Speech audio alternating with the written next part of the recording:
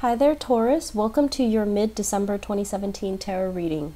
So the purpose of this reading here is, to provide a little bit of a snapshot for what's happening for you guys for the last 2 weeks of December. And then we're going to also focus on, some of the lessons that we can extract from 2017 that will facilitate our entry into 2018. So it's not a standard mid-month reading, but that's the structure of it. So let's just go into your reading. First of all, I see two narratives kind of playing out, and it's the energy is very much about give and take. Okay, so the first scenario, I feel like you're dealing with somebody who's a little bit of a mother hen. They like to take care of everybody. They like to make sure that everyone is comfortable. They give so much of themselves to make sure everyone is taken care of, to make sure everyone is accommodated for, and they just kind of like bend over backwards to try to please other people. And I feel like they're giving compensation, or they're giving things out to other people in terms of financially, just the generosity of their financial resources, and also food, and making sure the other people are taken care of. And so you're gonna have to look at this person, and you're gonna have to figure out, why are they doing this? Because I feel like some of you are just skeptical. Some of you are just like, no, there has to be a hidden agenda. And I feel like for some of you who are dealing with this, yes, I feel like this person has trouble saying no. This person has trouble with, not wanting to be disliked, not knowing how to handle rejection, not wanting to deal with abandonment. And so they go out of their way to accommodate everybody else. And they're not taking care of themselves. And for some of you, this is like a partner of yours. And you're looking at this person and you're just like, why are you doing this? Why are you putting this burden on yourself? Why are you doing this when you're not getting the appreciation and the thanks? And so you have to really look at the root of the problem. You have to really try to figure out, why they're doing this. And I also feel like you're in a little bit of a difficult situation because you're watching them go through it. And, there isn't anything you can do to dissuade them from doing what they're going to do. And so you have an option. Either you just stand idly by and watch them kind of like wear themselves to the ground and not do anything and not add or contribute or subtract from the situation. Or if you really love this person, you're going to need to step up and, chip in, help, because they're going to do what they're going to do.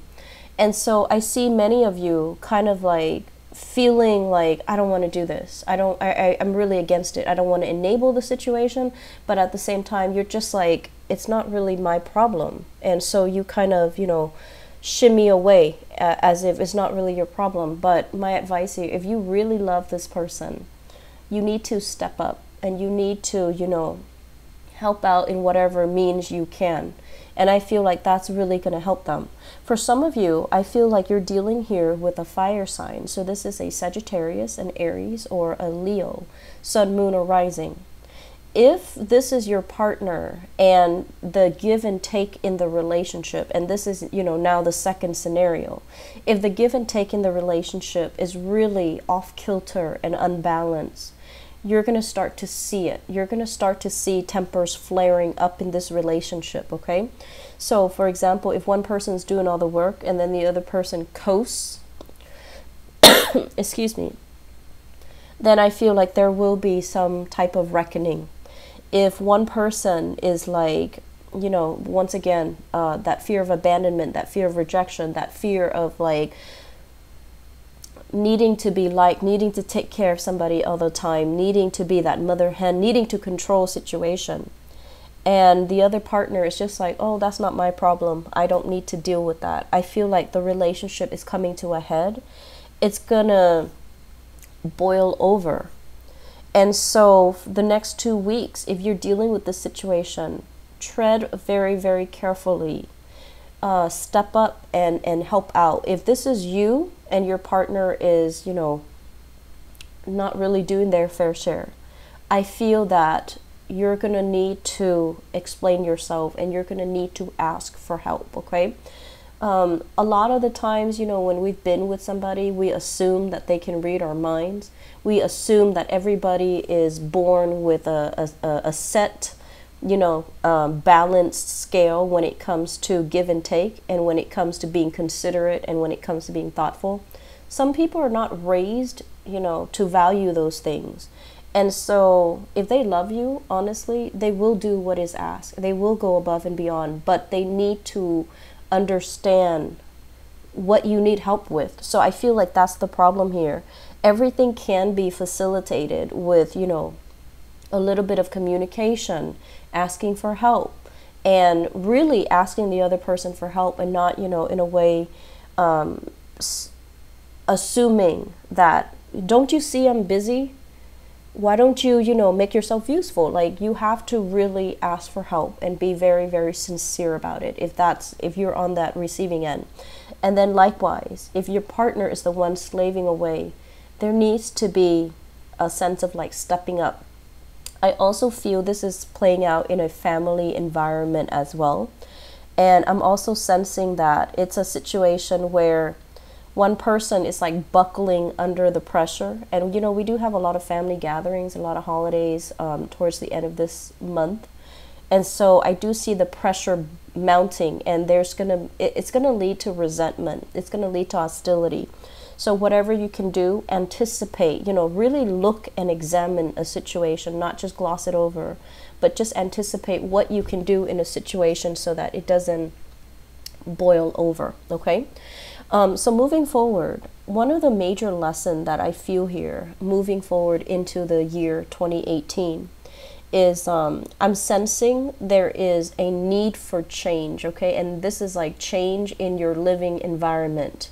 So first of all, I see many people who might have, recently gotten married, who might have recently gotten divorced. Like, there is some major change in your relationship status, and you're trying to find your footing, you're trying to find your bearing, and you're trying to kind of like establish yourself anew. And so this sense of like independence, this sense of like thinking about, okay, I'm at this age in my life, what do I need to have so that I am, I guess, like self-sufficient, so that I am where I need to be. So, a lot of the times we don't really want to succumb to social expectations. We don't really want to succumb to what is expected of us based on our age, based on where we are in life. But I feel like that energy about, social expectation is coming in to help you figure out what the next step is going to be. And a lot of it has to it relies on your own sense of self-sufficiency. So for example, I'm seeing some people recently married, still living with their parents, and there's like mounting pressure. And you're doing that because it's financially, it makes sense. But I feel like it is becoming a burden. And so really thinking about what's preventing me and my partner from going out and getting our own space. And I don't feel like it's finance related. I feel like it harkens to I feel like there's a deeper, more subtle underlying purpose. And a lot of it is security based. A lot of it is, being stuck in this situation with the devil that rather than going out and trying something anew. So I feel like there's a lot of fear underlying the decision, and it's not finance related. You can convince yourself that it's finance related, but I don't feel that it is. And then I'm also feeling other people. You're dealing with another person that you're living with who is not picking up their slack, who is like not grown up. It's like you're always taking care of them. You always, clean up after them, take care of them, and you're not holding them accountable for their behavior. And so living arrangement changes will be happening for the year 2018.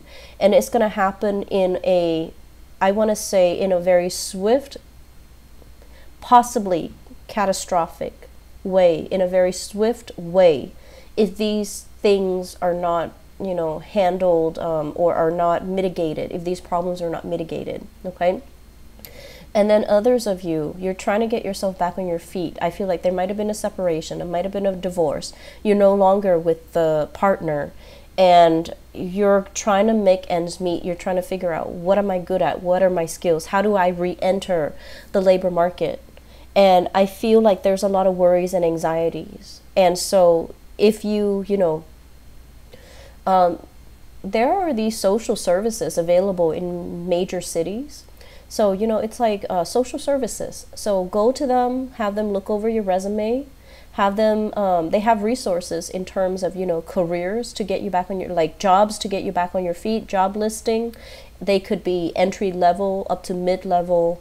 And depending on your skills, they can help you, you know, find something to get you back on your feet, okay? Find resources that are local to you and make the most of it, because I feel like you're not really stuck. You might feel like it's a very scary and daunting process, you know, to return to the workforce. But I feel like in no time you're going to be learning new skills. You're going to get back on your feet, and 2018 is going to be a very good year for you who are dealing with, you know, recent separation and are now trying to get back on your feet.